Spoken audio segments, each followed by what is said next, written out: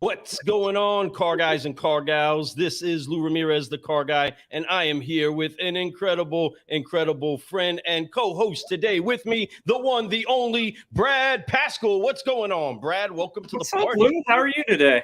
Ah, man, I'm excited and I'm pumped up to be brewing solutions with a couple of incredible car guys. And we have a great guest today that, so many people in the industry, especially our circle of friends, knows about, but there may be a few that are not knowing who it is that this incredible guest is. So you know what we got to do? We got to get car guys and car gals to tag a car guy and tag a car gal and share this around. How important is it that they share this around today, Brad? Man, super important. We're going to talk about a lot of stuff that's happening in automotive, a lot of events that are coming up. And I think it's super important to be aware of people like our guest that we have coming on that does some magnificent things out there. So Man, I'm excited about him doing some magnificent things. Yeah. I'm excited about getting him in here. So we're not going to take too much more time, not a whole lot of ado, but do what it is that you need to do, car guys, car gals, fix stops, sales, whoever it is, and tag a car guy. Let somebody know that the one, the only Eric Hall is up inside of the cafe brewing solutions on this Fixed Ops Friday. Let's brew. Welcome to the party. Woo, yeah. Yeah, I'm excited. I'm excited. Hey, Luke, before we get started, though, you see, I'm rocking a Sodu hat, right? Which Eric's going to be out. But what I want to show you is what a real Texan looks like, because Eric's not a real Texan. He's actually from Idaho. So I brought an extra hat today just to prove a point that there's only one real Texan on the screen right now. So yeah, but see the difference between the rest of us, Brad's got a 1 gallon hat. The rest of us are 10 actually, gallons. So. You say that, and I knew you were going to say something like that, Eric. So if you only had a hat this big, then I love it. Keep that hat on. Let me see that. Yeah. Wow. Yeah. Doesn't he remind you? Didn't he remind you of Spaceballs? That's the one that'll fit Fred. Yeah. Looks like he just came off of the Spaceballs. Yeah, Spaceballs. Serious, yeah, the helmet. Yeah. The helmet. That's awesome. Just came off of the studio at Spaceballs. Yeah, I knew you were going to say something about that, so I had the other hat ready. And Fred can almost tuck his whole ponytail in that thing. Yeah, he probably could. My goodness. Well, Eric Hall, we are excited that you are with us today. And yes, we are one solutionary short. And Fred is out popping a bunch of pizza pies with our boy Doug Thurston. Excited about that. They're celebrating their 75 hard. And I guess when you complete a full year cycle of 75 hard, you can binge pizza. So for everybody that's looking to do something like that, jump on that 75 hard and go on a pizza tour up in Connecticut, and then roll down to New York where the best pizza is. In Texas, we do barbecue. It's a barbecue chore. Then see, that's the nice thing about 75 hard here, right? It's all protein. So stick with your barbecue, stick with your brisket, you're good to go. Everybody's like, "This is so hard," and we're like, it's not that hard. It's not that hard. Heck but yeah, I can't blame him. I'd be up there with Doug I'm with doing pizza too. So. Heck yeah. I would be. I wish I had the chance to be out there doing that. I'll get up there and run on that tour with them soon enough. But for today on this Fixed Ops Friday, we're excited that you're with us, Eric. Thank you so much for honoring us and for just helping the industry get better by brewing solutions on Fixed Ops Friday. And we always want to make sure that we are bringing good content. We're bringing the best guests. We're bringing people that really have solutions and an actual track record of making things happen with the best in the business. And that's definitely why Brad brought you up as a guest on it. Owen is definitely supporting that. Shout out to Owen. Wish that you were with us today too, but it's okay because Three's company and we're still going to make some powerful stuff happen inside of the cafe. But Brad, why was it so important to you that we did get Eric on the show? So Eric is Eric's instrumental. You see guys like Eric, right? And I'd like to think I was like this when I was in the store, but for sure I know Eric's like this. Is you bring him some idea, and he really flushes it out and does his homework, and he's never going to turn down something that he thinks could have potential. Along with when we took fixed stops to Eric, he asked a lot of questions. He had his team implement it. He gets it done, and he doesn't string you along and he makes the decision rather quickly. But it's also super educated. So what that does is whenever, regardless of what solution that you have, if you have someone like Eric who's gonna get the buy-in from his team, implement it quickly, get you deliverables back fast, of course it's going to be successful, right? So I think that's super important of that mindset that Eric has, is like he's very on top of what's going out there, and he knows that even though you have a big store like Classic in Dallas, right, that might not have to be the most innovative, they still are, right? So there's no excuse, right, for a lot of stores, because they don't have to be the most innovative because they have a lot of customer relationships, but they continue to push the envelope on innovation and things like that. And I think that mindset's super valuable. And then Eric's also recently, along with our pal Nick Varney, recently graduated from the NADA Academy. So yeah. Another reason why that we wanted to talk a little bit about that, because guess what? NADA is in our home state, right? It's in Texas this year. So that's another reason why I wanted to bring Eric on, is to add some hospitality going into NADA in the next 3 or 4 months. And you guys coming out to Texas, we might even drop some good barbecue places to eat while you're out here. Oh yeah. And so we're gonna give you a little guide to Texas out here. So that's what I'm talking about. Well, I'm excited to see Eric out here too, just because I know that anybody that has anything to say about Eric is always positive. It's always that he is seeking solutions. So everything that you say, I would completely echo, and I'm honored to have you on the show today. And man, I gotta say, I was like teetering whether we use the picture of him just no hat at all, or we get a cowboy hat picture. I'm so glad that you brought out the cowboy hat for him, Brad. Way to keep it classic, way to keep it moving. I want to say hello to a couple. We got some Facebook guests inside of here. Facebook user number 1, let's go. Go ahead and drop your name so we know who you are. Christopher Becker, what's going on, brother? He's tagging the car guy. He's tagging the car gal. Hopefully Perry and Ashley make it up in here. And the other Facebook user might be the same as the first, saying yeehaw because he's loving that cowboy hat. Heck yeah, excited about that. So keep getting some of your friends and some of your colleagues up inside of this cafe. But Brad, I know you got stacked up a few fun, maybe zingers, maybe fun questions for our boy Eric, but I'm excited to hear some of this. Yeah, Eric, let's start off with the most pressing thing, right? So in a couple weeks, myself, Lou, you will all be headed out to Philadelphia, right? Yeah. So we're going out to a SodaCon. Tell us a little bit about, I know both of you guys are speaking. Tell us a little bit about what you guys are going to talk on, because I think that's real important. It might not be fix ops related, but it's some big news, right? Yeah, certainly. Well, first and foremost, thanks for having me out. Great introduction by both of you guys, and I greatly appreciate the opportunity. The innovation really starts at the top, and with our owner Tom Durant pushing us to be the best at everything that we do, and that's kind of the way that we do business, right? So we're always looking. We've been at the top. Now we're climbing back up to get back to the top. So we're always trying to find that spot. There's nothing than a bigger target on your back to motivate you, right? And when you've been there and everybody's chasing you, it just drives you a little bit more. So, from our owner, Tom Durant, to our GM, Mike Ward, which has been instrumental in my development, was the one that really pushed for me to go through NADA, our GSM, Dorian, and all of the management staff, our entire team. That's kind of what we do.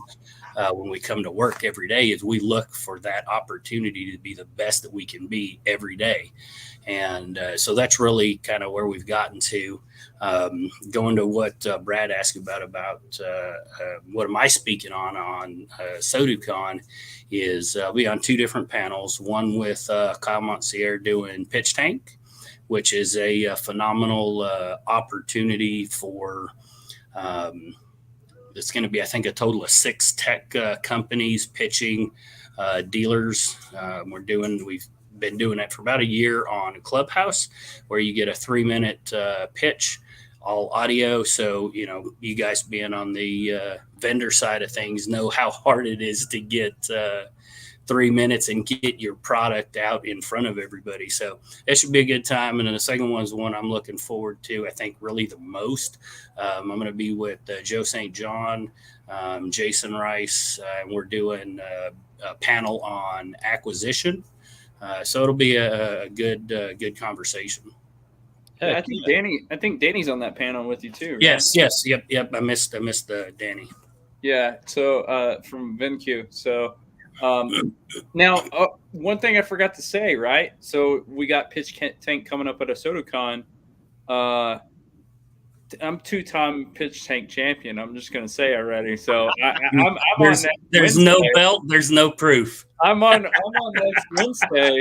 I'm on next Wednesday on Pitch Tank Championship. So nice. On Clubhouse. So tune in to the SoduCon room. I'll be going up against some other champions and see if I can't come out with the W. So. Yeah, which should be a lot of fun. So, but yeah, I think that's going to be fantastic. I think that panel with Danny and Joe St. John's and those guys is going to be amazing. There's a heck of a lineup out there in Philadelphia. If you haven't got tickets, you can go on a SoduCon.com. Go ahead and grab you some tickets. There's not many left. There's not a lot left, right? So we're already going to be over 600, which is quite a bit of people coming out there. And then on one night, which is really cool, they're going to have a concert for all of the dealerships and all of the people in the surrounding area of Philadelphia. So even people not even coming to the event, right? So I think that's going to be super cool. We're really excited to get out there and see everybody and shake hands and have some fun. What other conference or event have that they open it up to everybody, any car dealer within 15-mile radius of Philadelphia? And it's not like Philadelphia is a small city, so it's going to be a huge event. They're talking mechanics, service riders, everybody. So yeah, which I think is I think it's super cool. Our friend Robin Wilson, I think her company called all the dealerships. Oh, wow. Right? So a beautiful sponsorship. So the thing I like about Kyle and Paul so much and about this is how they think, right? Like there's a lot of varied levels of sponsorships. There's going to be a lot of value. Might be the most excited though. I love you, Eric, and I'm really excited to see you speak, but I'm the most excited about seeing Damian Boudreaux because he's the guy that taught me how to sell cars, and he's going to be out there. He's going to be doing some fantastic stuff. So I'm super excited for that. All of us can use that regardless of what side industry you're on, whether it's on the service side or on the sales side or the service side or the vendor side or the dealership side. And so I'm super excited to. Damien's the biggest thing about Damien is it doesn't matter what side because we're all on the human side, and Damien knows how to touch your heart. Yeah, right. So true. And I think that's the part, and Eric, you and I talk about this. That's the part that Classic does so well, right? You guys are huge, right? I mean, I've been to your store many, many times. I've been to your collision center. I've been to pretty much every part of your store. Your collision center has more bays than most people's service department, right? So how do you keep that human side with something that's like a huge company like that? there again, like I said at the beginning, it all kind of starts at the top, right? Tom is in the office, 5 days a week, in most cases. And, you know, everybody says that they've got an open door policy, but he really appreciates and wants people to come up there. Well, it's just to say hi, good morning. And so when it starts at the top, it just trickles down, right? And there again, from the GM, our GM's a big square body guy, loves square body trucks. And so he's always in parts, always in service, always in the body shop. And it's just talking to people and being open. I mean, the human side of what we do is really the most important, right? And that's what we push and drive for every day.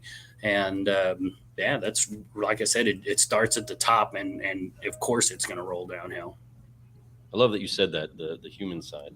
And there's so many different sides of the human side, the human experience, and dealing with the experience at a dealership.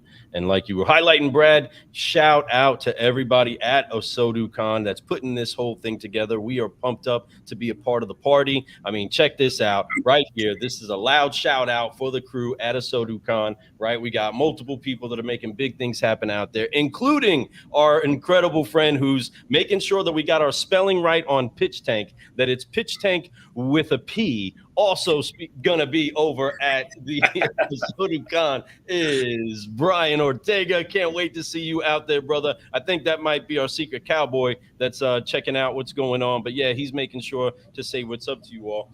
That's gonna end up on a video, Tip of the hat to you, Brian. Tip of the hat to you, brother. Oh, you got to watch out for that guy. Oh, he's witty. He is witty, and I love it. And we got a whole crew. We got a whole crew coming out there. That's gonna be, it's gonna be a wild time, because this is the first time that we have a secret group, Lou. They call the Automotive Avengers, and most of the Avengers are going. So, so it's gonna be a good time. So. Heck yeah. And a good time it is going to be, but for everybody. And that's the thing that I love most about it, is that this is the first of its kind, that we're trying to recreate something not just for an event, but this is something that's been brewing inside of dealerships, inside of at Classic, at many other stores across the country, that we're trying to make it fun for everybody. We're not trying to have a lopsided relationship with our customer. We're trying to make sure that they understand that it's all of us together for them, not this side, not that side, not a front, not a back. No, everybody in this building is committed to making sure you are taken care of for the long haul of your journey as a driver in life. And I love that we're making this call to arms for everybody over at the City of Brotherly Love. I mean, it couldn't have been written any better to be able to show that how important it is that we all get bound together. And at ASODU, we're doing that. And of course, that's one day, right? That's what 2 days of time together with all of us doing that. But there's things that's being done on a daily basis. Of course, when we have that big call to arms together, it's going to be great to join that. But the only way that has even been possible is that there's been other people talking. There's been other people doing things in the background. There's been other unifiers making things happen. And I just want to know, how is it that you've been seeing things inside of your time with Classic and inside of your time in the automotive business? How have you seen the shift of priority inside of not just marketing, but in dealing with the customer and prioritizing from the time that you started in the business to now? What has been basically the great news of evolution we've been able to see in the car business from your vantage point, Eric? So for me, I guess I've got kind of a skewed vision on that. This is my 17th year here at Classic. Prior to that, I was with one other group, or two other groups basically. And, the other stores that I were at were four-squared, hard, desk controlled stores. And that's just not how we are here. Right. So, Tom Durant believes in bringing business the country way to the city, believe in a handshake, and our customers are, our number one priority. I always tell my guys every day, you've got 2 jobs. That's it. That's all you got to do. You've got 2 jobs in this business. Take care of the customer, take care of the owner. Take care of number 1, number 2's taken care of, right? And and that's really kind of how we push it. The digital side, COVID has really pushed the auto industry forward. I'd say probably about 10 years in a matter of a year and a half, 2 years. Just we've seen so much growth, not only from the tech side, but the dealership acceptance of those, right? A lot of the stuff that we've been, Classic and myself and my team and all of the folks here, we've been kind of on that forefront, I'd say, on the digital side, kind of from day one. And that was really one of the things that got me to come to Classic is I was in internet sales at another group. And I had met our internet director at the time through one of I think it was a cars.com conference of all things. And we were talking, loved the way that she did business here. I got promoted into finance at the other group. Wasn't my thing. They were going through a whole lot of changes. And so I just called Don. I said, hey, you got any spots that I just want to sell cars? And so I came to work over here, and she was really pivotal in pushing us as salespeople, not only just to sell cars, but to learn the business, learn the internet side, learn, how to communicate, understand that you're not just dealing with one type of person. Your communication can't be that way, right? You've got to adapt to everybody. And the hardest part of the internet side is just getting that person to raise their hand and say, okay, Brad, you finally got my attention. What do you want? That's the hardest part on the internet side, is just to get them to acknowledge you. And so if you're sending out the same thing over and over to everybody, of course you're going to miss it. So that was one of the pivotal things that really got me, I guess, hands-on, wanting to learn more about this side of the business. And then when I got the opportunity to become director about 10 years ago, I guess it would have been 10 years ago. Yeah. I quickly realized that I still didn't know anything. And I missed the whole back end of it. So it was, putting myself through Google University to figure out all the vendor reports. How I want to piggyback on this question, right? Because you almost brought it up. But I want to line with you real quick, and then I want to ask you a question. So a lot of people don't know this, but we're coming clean here, Lou. You ready?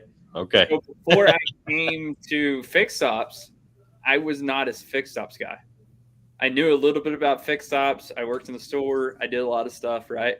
And so it's so crazy how this business, you always grow and grow and grow and grow. And a lot of times you don't learn it until you forced into it, right, Eric? Eric. And so if you're not growing, you're dying. Yeah. So right.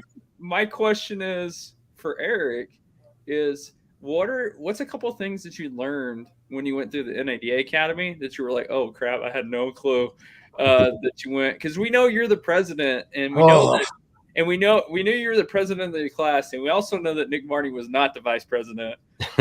So I will never let that one down.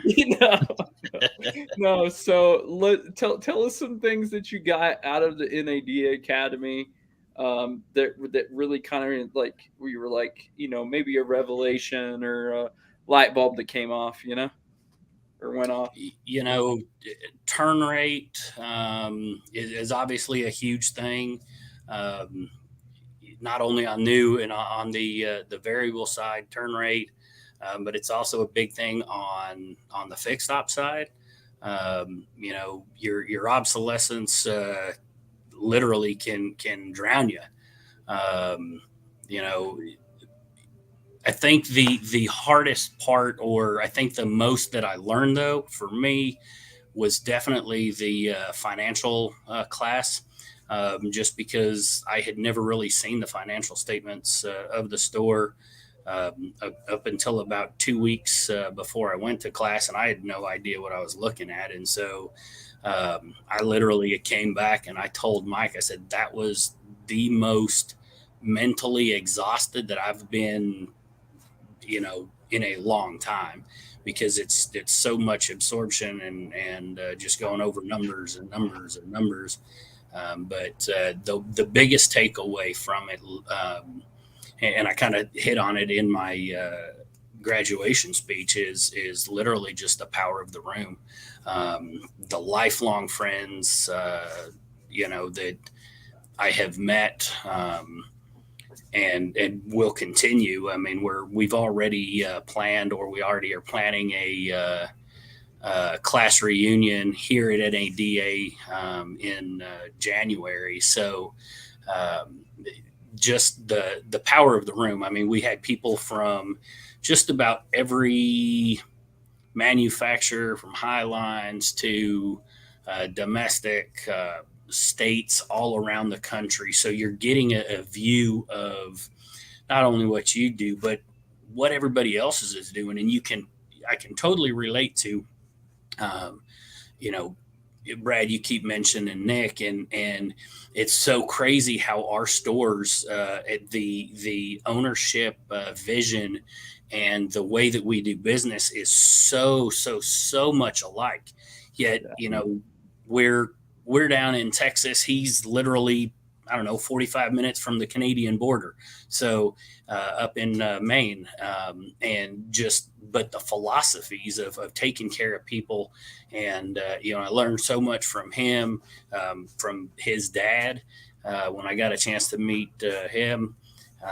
But that's the power of the room. Really was kind of one of those eye-opening moments for me, because you kind of sit back and you're like, man, just the knowledge that everybody in here has, because we had some successionaries, right? But we also had a lot of managers. We had finance directors, we had GMs, we had GSMs. We had a fixed ops director. We had a parts director. So getting to talk to these people, it was really kind of funny. I bring up the parts director. He wasn't in our first class, but Shane was in our second, and then came through the rest of our class with us. And he comes up to me and he goes, "Hey, you're with Classic and Grapevine, right?" And I said, "Yeah." And he goes, "Man, we buy a lot of parts from you guys." So I was like, "Hey, all right, appreciate the business." It was crazy. One thing we got to do for Varney: if you're a Chevy store in the Northeast and you have one vehicle, send it to Varney at invoice so that we can get him some inventory for the month. Okay. So he's struggling with inventory. So he needs some inventory. So if you're in the Northeast part of the thing and you can let go of one vehicle, we need you to send it up to our boy Nick Varney in Bangor, Maine, because he needs some inventory. Because he's actually in Pittsville, Maine. Yeah. So we'll Bangor area. Yeah. So we'll get you some inventory, Varney, up there, man. We got to take care of our own. So if you got anything you can send to him, he'll buy it at invoice minus holdback. Let's go. So that way we can get him some cars in. So Eric, it's so interesting about the NADA Academy. I think there's a lot of good training out there on stuff. And NADA does a fantastic job. And I know you kind of touched on that you're going to do something for the reunion. So let's talk about this, because I think this is something a lot of people don't do. And your network and automotive is so valuable, right? Mm-hmm. And I know that myself, I've tried to rely on my network to help people solve problems and be the person that if anybody has an issue, they can call. But you're doing something totally different. What you're doing is you're actually having a pre-party at your dealership and bringing in and feeding people, and then having some of your partners come in and help you out with that. So tell us a little bit of what the idea was, what's behind it, kind of what the agenda is, and stuff like that. Yeah, so Wednesday night before NADDA, so I think that's the 25th, from 4 to 8, we're going to have kind of an open house. We've always got people, so a lot of our current partners and their kids and stuff have all gone through NADA. I think we've got probably 13 to 15 classes, I believe, that have all graduated. And so I've been working with NADA to get contacts for all of those folks. And Wednesday night before NADA, so it doesn't really interrupt with anything, we're having an open house. We've always got, people that are like, hey, I just want to come see this monstrosity of a Chevrolet dealer. So, Lou, you haven't been down here, so I don't know if you know size-wise, but just physical size, we've got 22 acres for new cars. We've got another 45 acres for pre-owned fleet, and then a 5-acre body shop that recently opened about 3 years ago.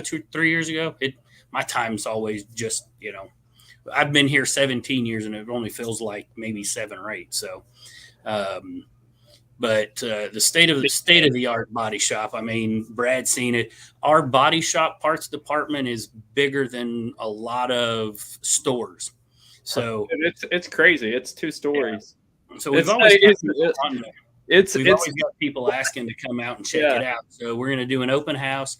I've kind of teamed up with the guys here at Fixed Ops Digital, thanks to Owen, Cognition Digital IO, our buddies over there, Interactive Tel, and of course Drive Centric.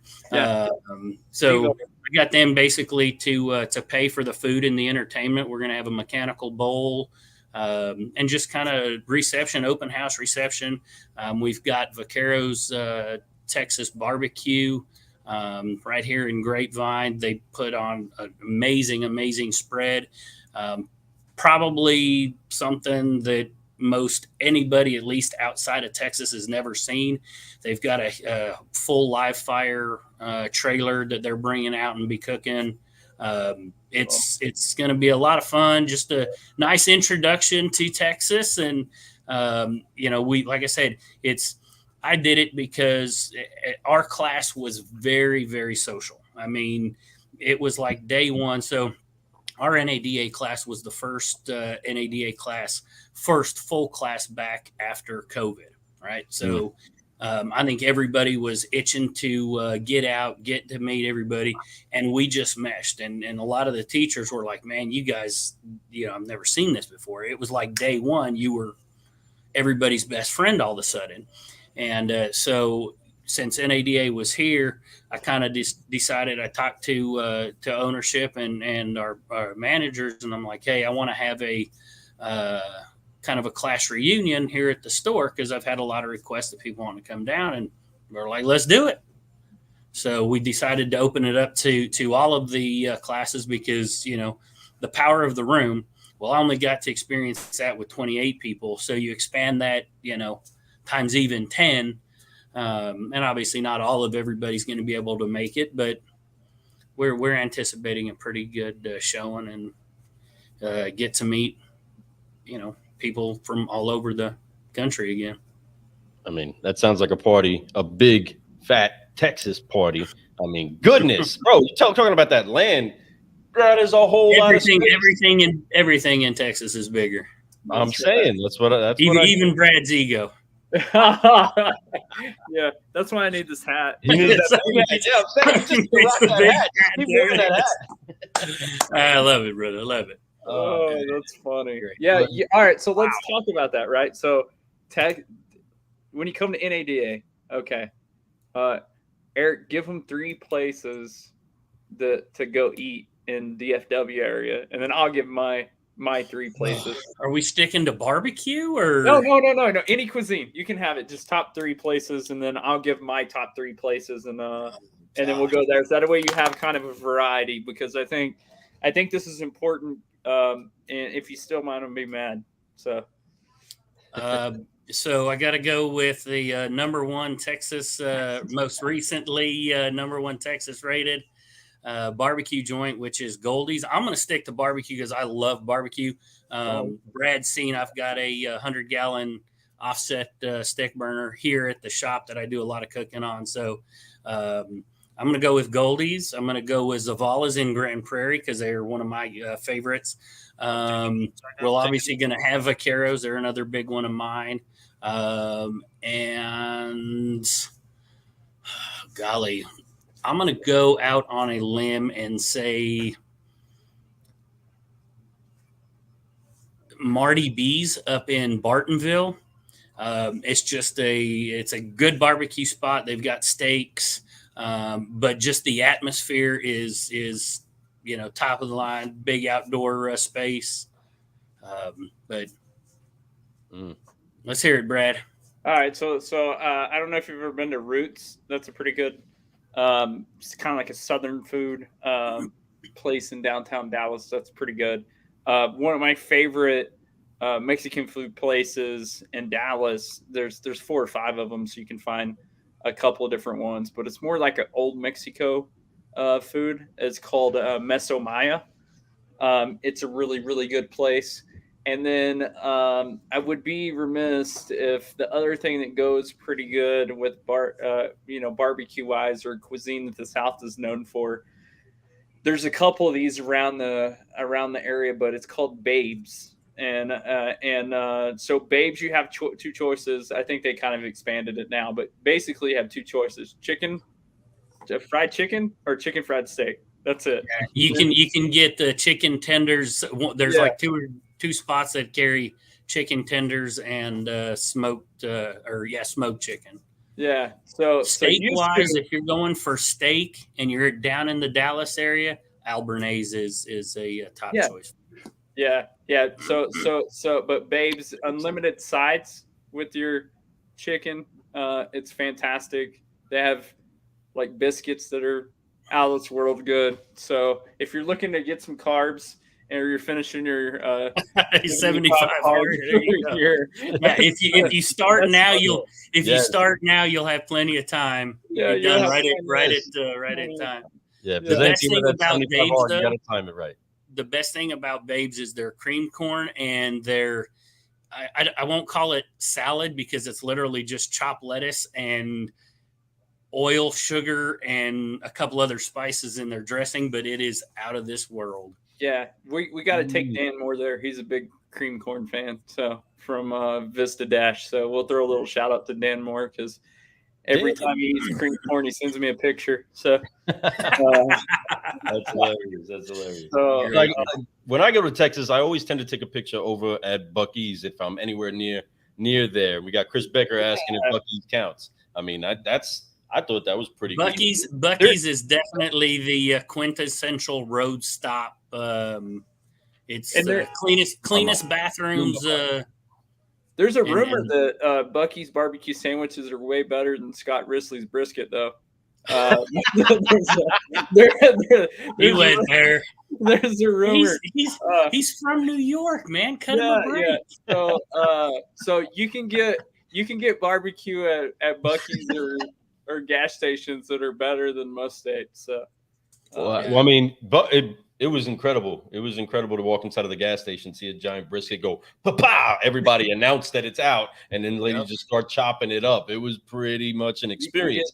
You can get deer corn and feeders and T-shirts. And dude, where else are you going to find a jerky station the size of most dairy departments in grocery stores, right?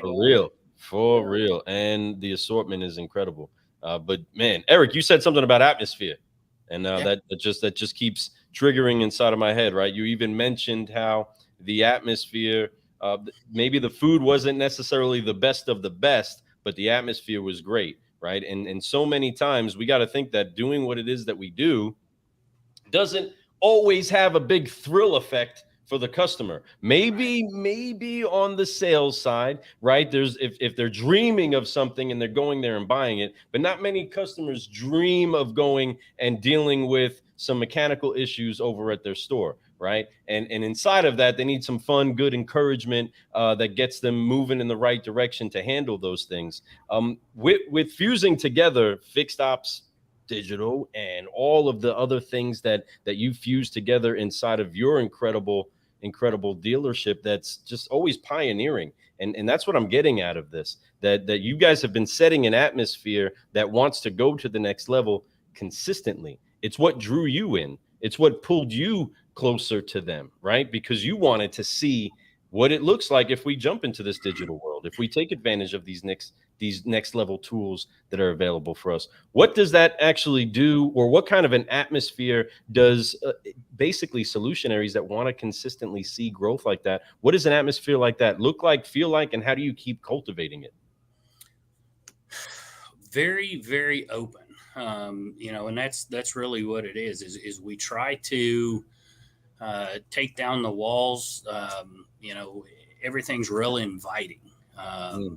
And that's, we try to think of our customers' interaction first. We're already planning for our future, right? There's a lot of stuff that's going on kind of in the background.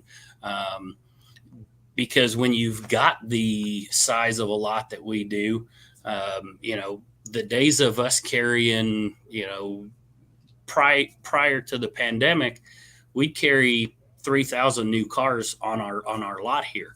Now we've got like 45. So, you've got to do something with the space, right? We've certainly outgrown our service department. Talking on a fixed op size, we're on average about 9,500 ROs a month. So when you're running 300 people, give or take a day through there, you outgrow the facility pretty quick. So we're looking at expanding that. But and always thinking outside the box of how can we do business better. The pandemic really gave us a lot of opportunity to change the way that we do business. We used to be real siloed in our new car and used car departments. Just logistically, I mean, they're a mile and a half down the road, so the floor's always been open, but it just the new car guys would rarely go across the street to sell used cars or vice versa, just because the logistics aspect of it. When we didn't have the new car inventory, of course we had to change the way that we did business. So we brought used cars over here. The finance guys on this side do used car business now. When we had to close the shop, talking about always thinking outside the box. So when we had to close the business to COVID, and Brad and I are lucky enough to live in the great Republic of Texas, where we only realistically had to shut down for about a week and a half to 2 weeks. But not during the pandemic, we never furloughed, laid not one of our employees off. So we came together, our general manager came and said, hey, this is where we've got to step up. What are we going to do to make sure that everybody stays employed and stays safe and stays healthy? And so he came up with the idea that, we basically block everything off, because the governor at that time said you can only have people buying cars. They can only come into the store to sign paperwork. That's it.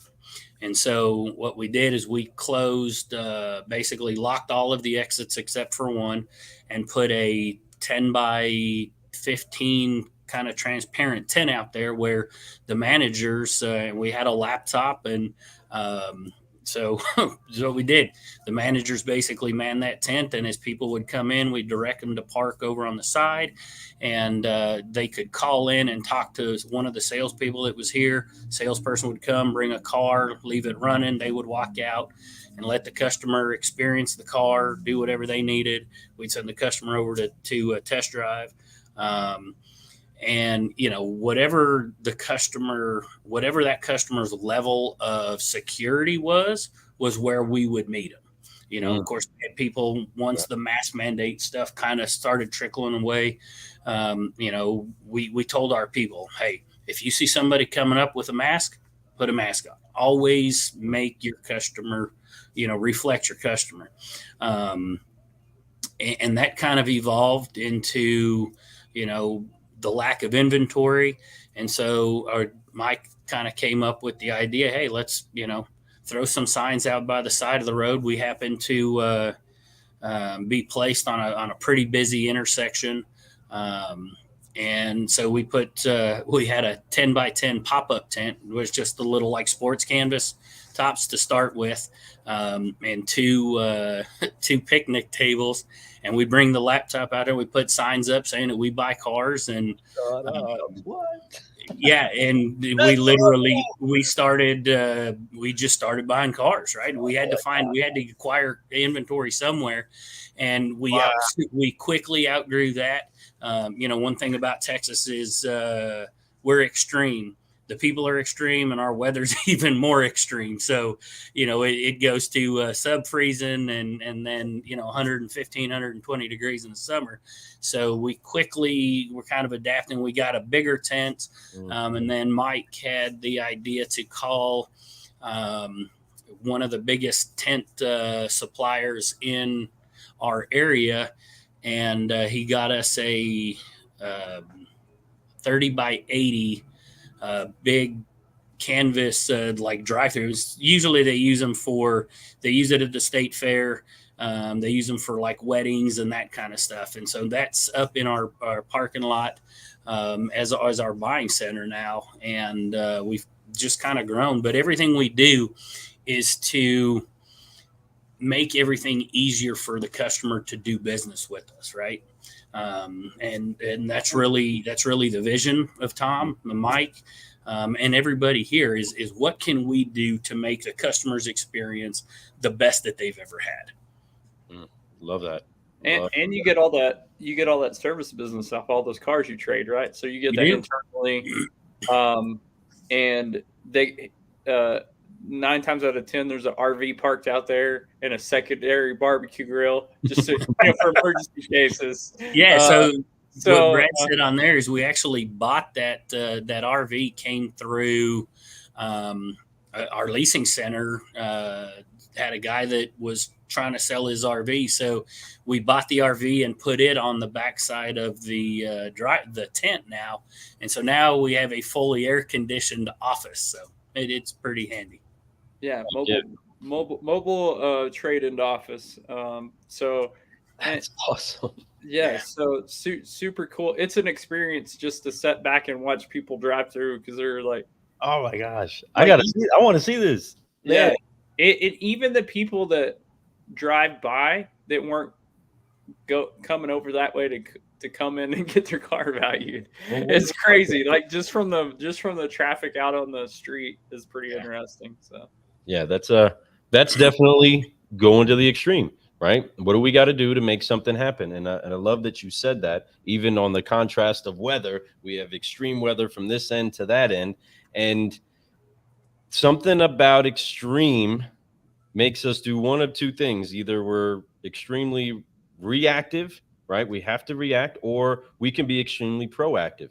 The thing that you're talking about, Eric, is something that many car guys and car gals and industry leaders have had to do. When the pandemic hit, man, that was extreme. That was, okay, we need to do some extreme adjusting to what we're doing, thinking outside of the box. Wait a minute, we heard this guy say that thing. We heard that vendor talk about this product. Maybe we need to listen to some of that, right? Because things have changed and we need to adjust if we're going to maintain our relevancy and ultimately take care of the issues for the customer, right? Customer's car still broke, right? Those that still had to get to work, their car still broke. They still needed help. They still needed to find a solution to a problem. And it was great that people were there. And so I'm kind of trying to understand here with people that are so forward thinking, like Classic and like you all in your leadership. What would you say to those that are even right now? They didn't make big extreme adjustments during the pandemic. And that's why you still remain a beacon to many of the industry to look at to see what to do, to see how to continue to improve, to see what people like Brad and Fixed Ops Digital that you have relationships with, how are you doing what you're doing? What would you say to a leader that's, whether in your position or any other position, whether they have the autonomy to do what they want or they got to go through someone else, but what would you say to them in order to help kind of edge them forward in order to get them to start seeing things get implemented, like reaching out to Brad and getting that? I mean, we have Damien just jumped up in here. Mr. Damien Boudreau, thank you so much for joining us today. We were highlighting your awesomeness a little bit earlier because, again, he's an encourager, a great encourager. So with that, what would you say to encourage those that are really looking for solutions and saying, you know what, I understand this is an extreme change to our thought pattern, but we need change and we need to adjust and we need to get with the times so that we don't have to do it once an extreme reaction has to take place? Yeah, so be open to change. I mean, a lot of the stuff that is, you're not going to grow if you continue doing the same thing. I always fall back to one of my favorite quotes, and it's success is not final, failure is not fatal. I can't think of it right now. But Winston Churchill coined the phrase, success is not final, failure is not fatal. It's the courage to continue that is successful, right? So, find those opportunities outside the box and give it a try. You may start off small, like we started off with a small tent because we didn't know what it was going to do. We didn't know if we'd sit out all day and get a suntan or sunburn and not buy a single car or what was going to happen. But we tried. And, you're never going to grow doing the same thing. Come on. That's what I look to hear. So what would you say to a service manager or service writer or director or general manager that's like, you know what, I really don't know if I need anybody to help really market on my side of the dealership. I don't really know if I need to link up with some digital people to get me some more appointments. What would you say to somebody like that? Be open to it. Definitely take the call. I mean, that's the only thing that you can do, right? I mean, if you're constantly avoiding calls, not returning calls, not looking for those, you're missing that opportunity. You're not willing to grow if you're not willing to know. Oh, come on. Hit him with it. I love that. Love that. Brad, what you think about that? Yeah, I mean, I think there's one thing that you were talking about silos earlier, right? Front of the house, back of the house. We don't apply the same enthusiasm or perspective to the service side most of the time that we do the sales side, because Christina Mitchell, my friend, Car Lady Canada, said, service isn't sexy. It's essential, right? So we have to do it. So I think the common theme that I've kind of been pushing throughout the last couple of months is really focus on, are you setting your people up in your service department for success, right? Like you do your salespeople, because we do everything possible to set them up for success. And if you're not running everything through that perspective or that lens, then you're probably missing something. And you probably need to run your body shop through that lens and your parts department through that lens, and all of that stuff. Every so often you need to be like, hey, what's on the landscape, right? What does the landscape look like on marketing for these things? Now, it might not be something that fits in your dealership, and it might not be a fit for everybody, and it might not be something that you're ready for quite yet, or you might not have a staff or the technicians or whatever, but you need to be aware of what's going on. And us as marketing people, and specifically marketing people that came from dealerships, we have to stop alienating parts and service and collision and stuff from marketing conversations, right? Because we don't know as much about their business as far as day to day as they do, right? So we need their perspective to effectively market that. And I think that's something that we've done on the sales side and we've let sales managers and GSMs and stuff jump into marketing conversations, but we haven't done that as much.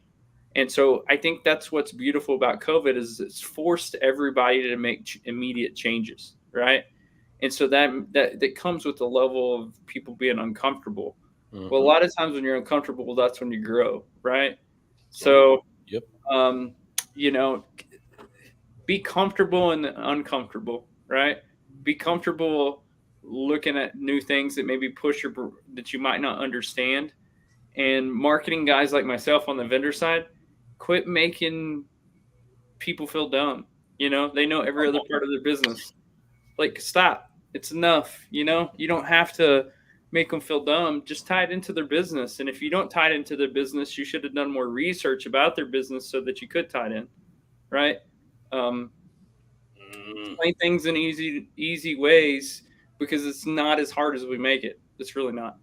Man, that was a big rib to bite on right there. That's some serious stuff. I appreciate that because ultimately that is the truth, car guys and car gals. For those of you that are trying to see things happen, I can't echo Eric enough when saying be open, right? I mean, they're not just physically ridiculously open with a crazy amount of land, okay? But they're open to new ideas. They're open to new areas where they can grow. And yes, these new areas mean you're going to get a bit uncomfortable. They pitched a tent to start doing appraisals on the road.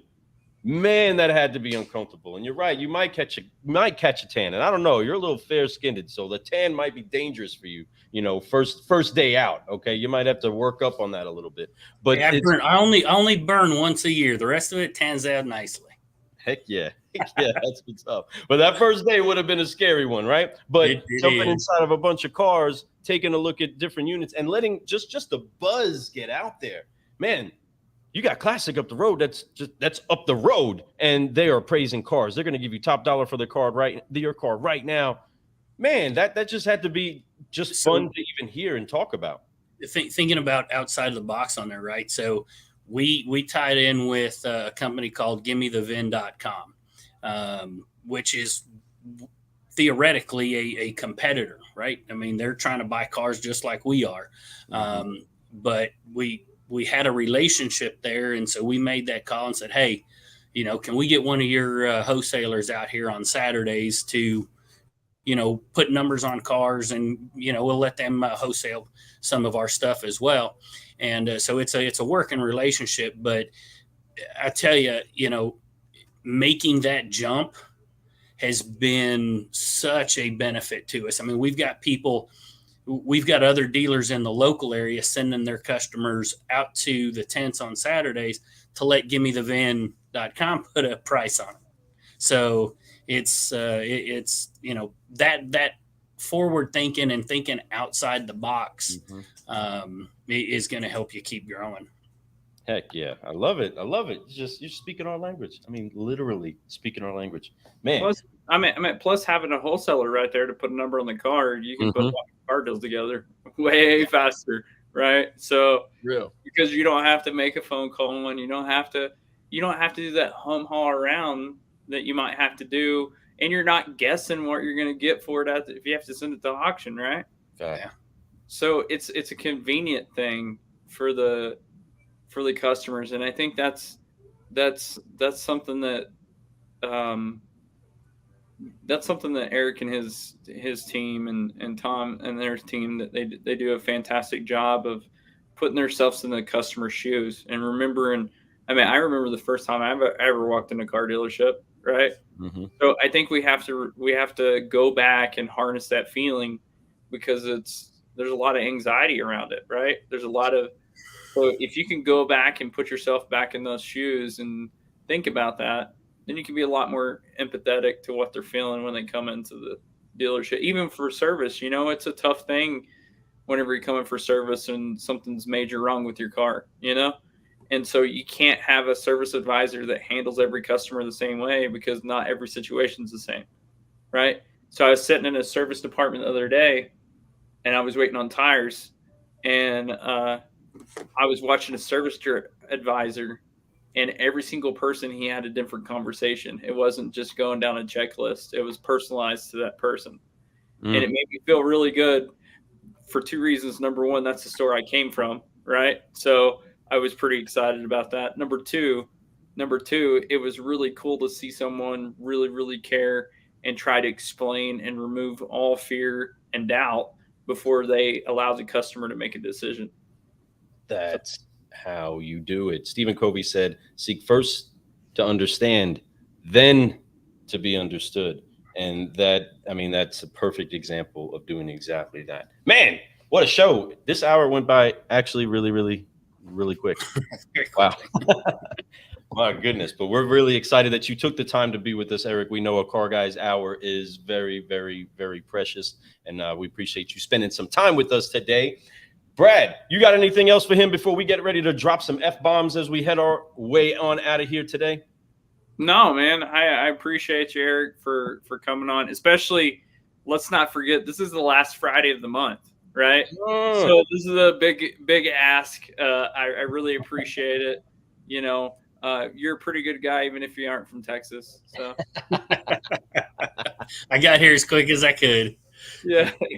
Well, we are so thankful that you took the time to be with us on this Fixed Ops Friday, and all you other solutionaries that caught this right now live, or if you're watching this on the replay, make sure that you blow Eric up, show him some love, because the philosophies, the heartbeat that he has to do what it is that he does is also something that should be emulated and put into practice inside of your stores. So if you don't have more Erics inside of your building, well, you can go ahead, look at this episode, go back, reach out to him. I know this individual would share whatever knowledge he has to help you get better at what it is that you're doing. But as we continue to do what it is that we do, whether you're making reactions to extreme events, or you're just kicking yourself for not taking action and answering the phone when Fixed Ops Digital is calling, right? Well, we're going to go ahead and forgive, focus, and fly so that you can keep growing. So you won't do this. You're doing this the first time on our show, Eric, and I'm so thankful for that. Yes. I was going to ask you for putting that hat on. Put a big hat on. Yes. But Eric, we're definitely going to want to invite you back for a 5-liner so that we can find out more about this incredible car guy that's with us. Thank you so much, Damien, and all the others. Thanks again, guys. In today, we're going to go ahead and forgive, focus, fly, and fly on away. So here is our chance to get that rocking. We're going to go ahead and put our hands on our shoulders. We're going to wipe off the weight of unforgiveness. We're going to focus on what it is that we can do to keep growing, stretch out in our faith, and we're going to keep on growing, everybody. So help us out. On 3, sound off loud and proud. Forgive, focus, fly. 1, 2, 3. Forgive. Focus. Fly. And keep growing. That's what I'm talking about. Car guys and car gals, we're so thankful that you took the time to join us today. We have their incredible other host of the Fixed Ops Friday extravaganza that we love coming in with right now. You can also go check out the Car Guy Coffee podcast and look at the Fixed Ops Friday with Robin Wilson. It's available wherever you get your podcast. Go listen to that. Thank you so much, Robin, for helping out the Asodu Khan. But Brad Pascal, we appreciate you. And Eric Hall, the one, the only Eric Hall, thank you so much for your time with us today. Say goodbye, everybody. I appreciate it. Peace.